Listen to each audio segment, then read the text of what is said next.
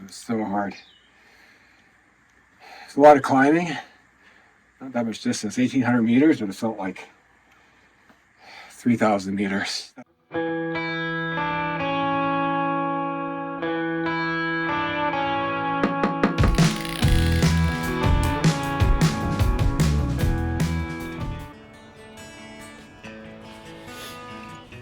So day 4 of cycling in Brevard. Yesterday was pretty much a rest day. It rained most of the day and couldn't get any long hikes in or riding in. So we did a shorter hike at DuPont State DuPont State Forest.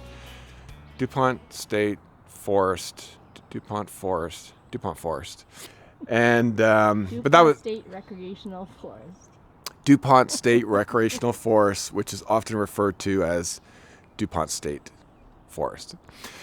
Anyway, so we went for a hike yesterday. It was great. It was an easy hike for most of it, and then it got super technical as we approached the falls, which were just beautiful. So that was good to get in.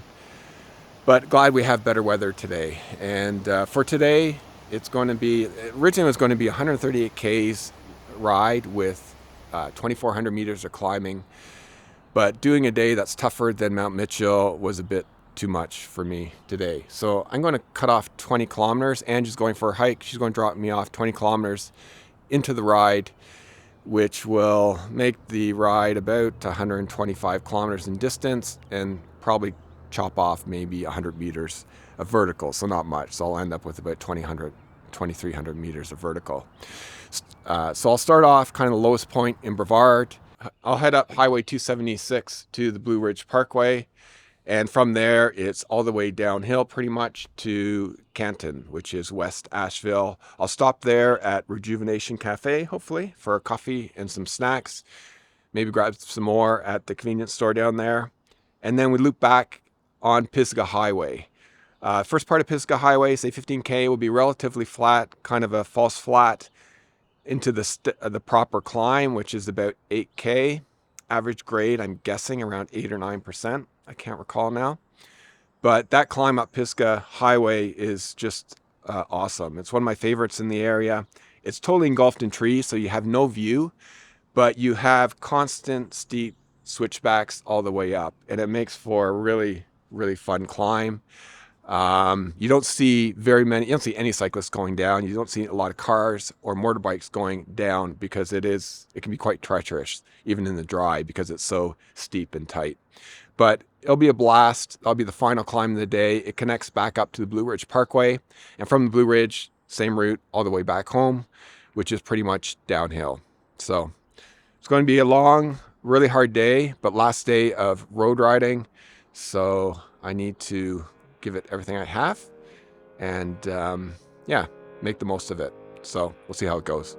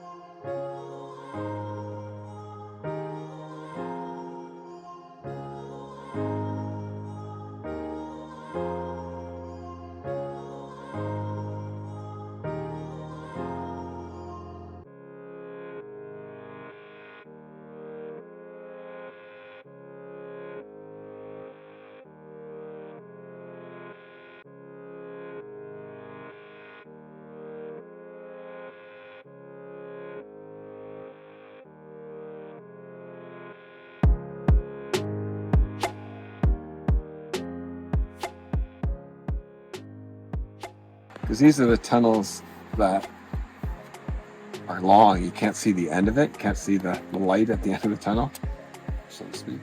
Where's that? That's the tunnels down when Highway 276 meets Blue Ridge Parkway. So Blue Ridge Parkway into Asheville, there's, I can't remember now, but I'm thinking there's probably a couple, 2, maybe 3 long tunnels where you absolutely need lights because you can't see the end of it. But even with the lights, I find it gets disorienting. Okay, let me know.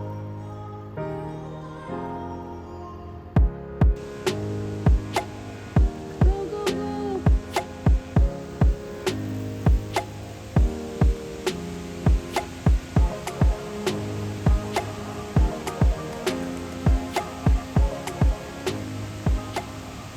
So I just finished the 12-kilometer climb up Highway 276 to Blue Ridge Parkway. And I've done another, 4K on the Blue Ridge. So almost on the top of the first climb and ready to descend. But not feeling sick today, but not feeling like I am totally refreshed. So this is my advice on how to dog it on a ride. Basically, the rule of thirds applies more than any time else. That's how I ride almost any training ride or race. Is the first third you want to go easy. You want it to feel really easy. Middle, you want it to be normal, medium pace, kind of tempo at most. And the last third, if you're feeling good, then you give it. But that's the best way to survive a ride. You don't want to go too hard in the first third.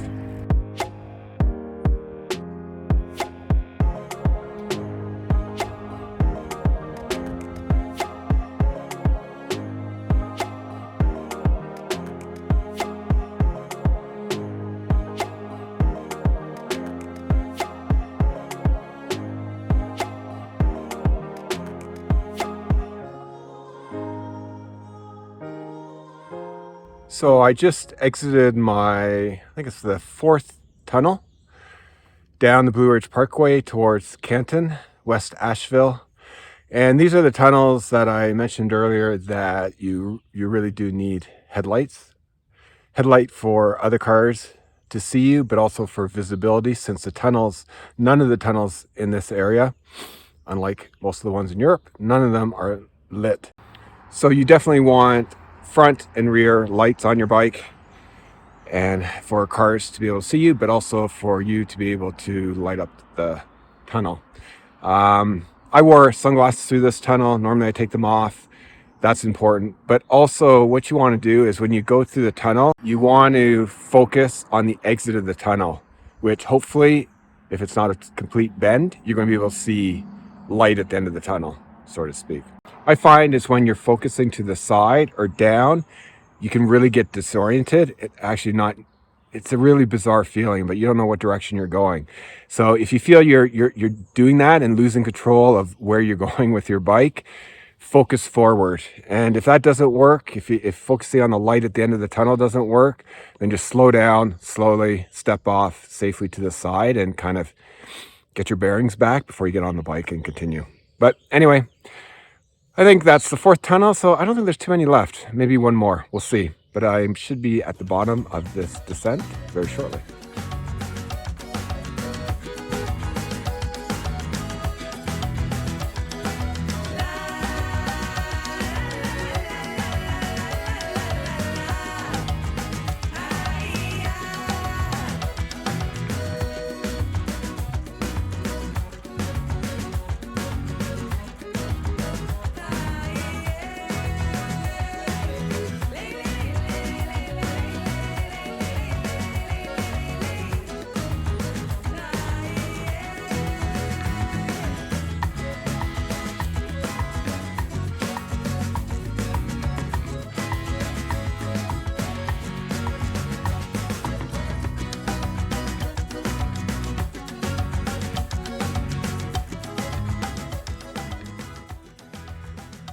This is the classic Pisgah Highway uphill switchbacks.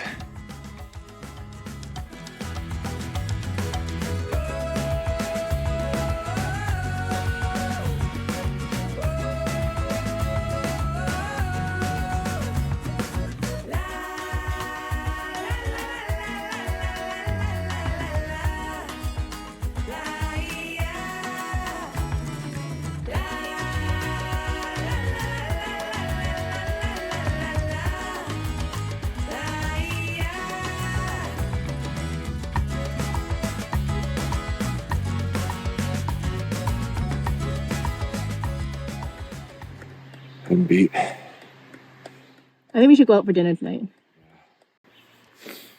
But Pisgah Highway never disappoints as a climb. It's awesome. And, you know, cars right in the town in Canton. And then you get out of there, you get up that climb, and then there's no cars. Quiet as could be in the trees. Smooth pavement. So nice. Okay. All right. See you back.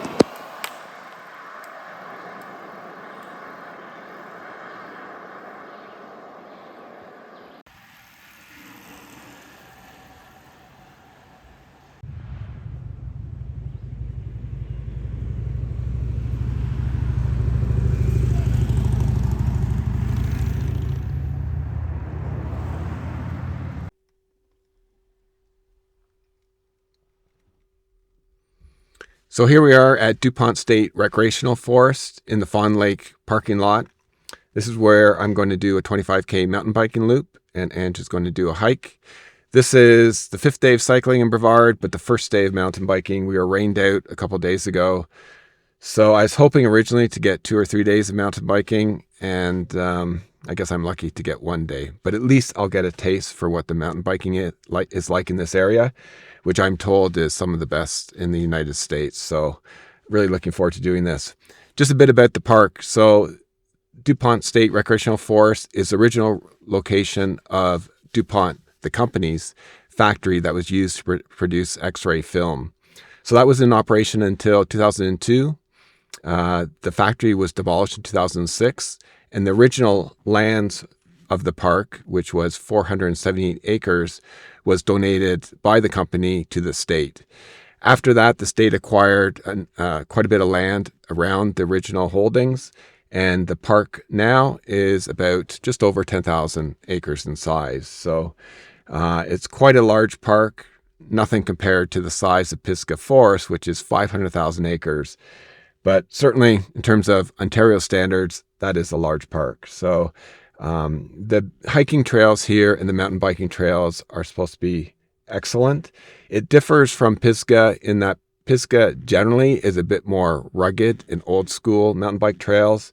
DuPont is still very technical in sections, but is known for being fast and flowy. So really looking forward to testing this out, and we'll just wait, hopefully, for the rain to pass, which it looks like it has. Just look at the windshield here, and yeah, so it stopped spitting. So that's good. It looks like we have 3 or 4 hours of clearing before the rain comes back this afternoon. So we need to get out and start riding.